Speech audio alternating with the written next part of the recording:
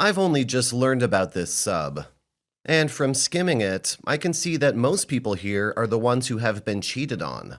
That makes this very hard, showing up here as a cheater. People have very little sympathy for the cheater, I get that. But that's the side of this I'm on. And I'm just a human being trying to find my way in this world like everybody else. I had an emotional affair lasting a total of 2.5 years. Physically visited the person twice in that time. We did nothing physical until the week before he left town, and even then, I kept my pants on for as far as it got.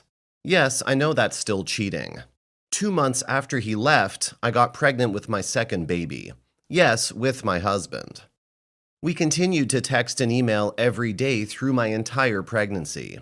We also talked on the phone and sometimes FaceTimed. 6 months after I had my son, I went and visited him.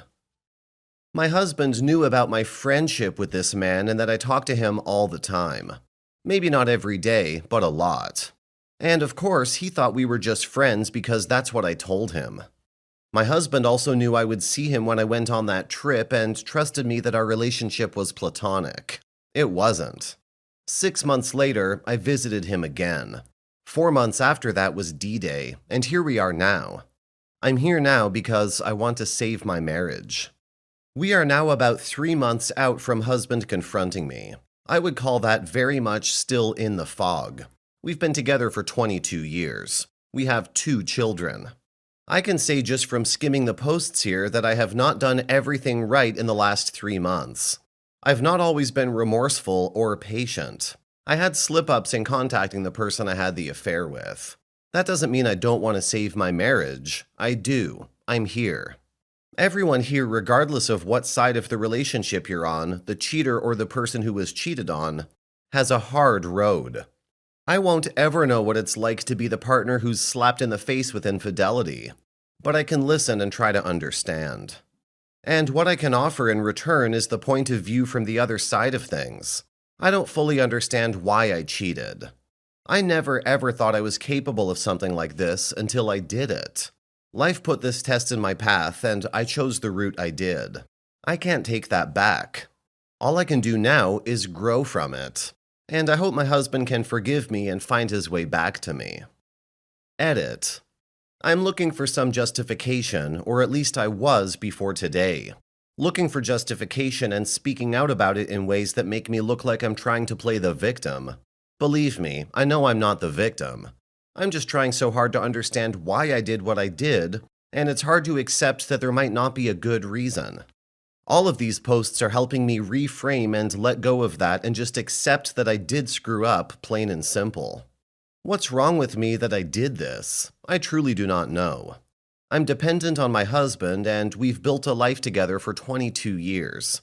He asked me to get myself financially independent. I've gotten a job and work out a budget. There is work to do there, as it's not all running smoothly yet. He's had to float me while I wait to get paid. Because we're not separate, and this could lead to divorce. I want to be sure we make moves here that are well discussed, and there isn't a lot of time for that. There isn't a lot of time to talk, period, with the kids and jobs, etc. He asked me to not ask him to do things for me. This is one of our underlying issues, I think. That he's a giver, and I underappreciate what he does for me. He should say no more, and I should ask less. We both have patterns to break here. It's hard to know what is crossing the line. We have to feel it out. Edit 2. I think my husband has very progressive views when it comes to thinking of a woman as goods, or letting wounded pride outweigh thinking through societal norms and if they fit him or not. That said, we were virgins when we met. He cherished that we only knew each other. I didn't know that. I always thought it was a limited point of view that kept me from understanding my peers.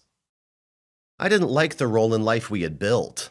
My career didn't take off. I didn't have a social circle I felt like I belonged in. I told anyone and everyone that I hated this town and would leave in a second, for 15 years. And somehow after 30, I developed sort of a screw-it attitude in trying to force myself to be something that wasn't happening, and just kind of sat back and realized I had no idea how to follow my passions or even what they were, Because I was trying so hard all of these years to do what I should. Then this guy shows up and is already living that way, and 2 months later is moving to a city I've always dreamed of. My husband saw how unfulfilled I was all that time and offered to move and even looked for work. But my attitude was all wrong all that time too. And I had forgotten how to be excited about something altogether. Update. Those of you who have followed me know I'm the cheater in my marriage. I haven't been here long. D-Day was 3 months ago. Today we had counseling. He says he doesn't want to try. He says what made me do this is what is fundamentally wrong with us, and why try and fix it? I'm just going to break his heart again. How can that be that we are fundamentally incompatible? We had 20 years together before I did this. I understand being unable to risk your heart after what I've done, especially this early. But to say that both of us spent 20 years with someone we weren't compatible with in the first place, how can that be? Comments. If you're still trying to find out why you cheated, I have your answer. You are selfish. Instead of working out issues with your husband, you had a fantasy relationship with someone who never asked you to wash the dishes. It was easy to do this because you were selfish. You wanted the security of your husband and the thrill of your affair partner. That is selfish.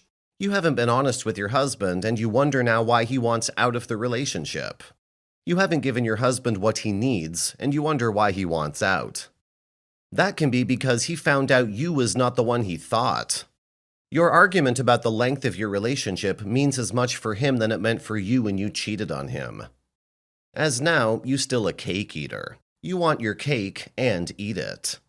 You had your affair, but refused to face the consequences. If he wants a divorce, let him get it. You had your chance, you decided to burn it. Story 2. I've been together with my boyfriend for 3 years. We met during our freshman year in college and have been inseparable since. One day, about a year and a half in our relationship, I screwed up so bad. During summer, I got pretty close with a coworker because I was helping him get over his breakup with his ex of 5 years. I seriously only saw him as a friend. I never had any emotional attachment other than just wanting to help a friend by hearing him out. We had an end of the summer hotel party because we were all going to be separated, and it's pretty obvious what happens next. Not even a minute in, I throw myself out of the mess and completely break down. I start having panic attacks because I couldn't believe for a split second what I was doing. I drag the guy early in the morning to my boyfriend and confess to him then and there what I've done. Till this day, the image of so much hurt in his eyes still burns in the back of my mind. It's the one moment in my life I truly regret and would do anything to take back. My boyfriend was kind enough to forgive me and stay. It's the worst torture I could ever have because every now and then he gets reminded of what happened and breaks down in tears.